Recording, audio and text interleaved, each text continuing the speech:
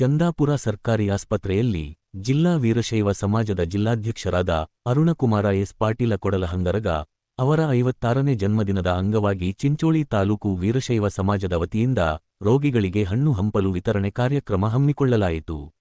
ಅವರ 56ನೇ ಹುಟ್ಟುಹಬ್ಬದ ಅಂಗವಾಗಿ ಚಿಂಚೋಳಿ ತಾಲೂಕು ವೀರಶೈವ ಸಮಾಜ ವತಿಯಿಂದ ಇಂದು ಸರ್ಕಾರಿ ಆಸ್ಪತ್ರೆಯಲ್ಲಿ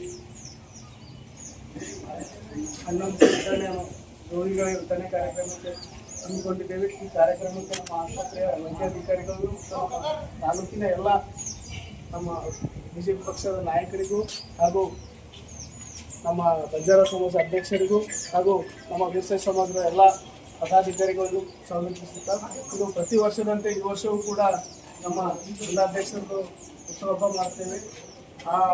ಅದೇರಂತೆ ಈ ವರ್ಷವೂ ಕೂಡ ನಾವು ಬೇರೆ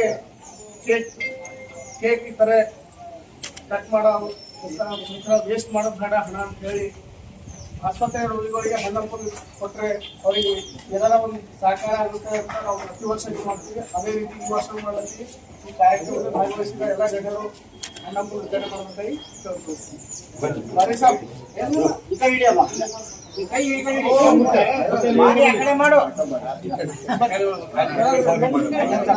ಬಂದ್ರೆ ಈಗ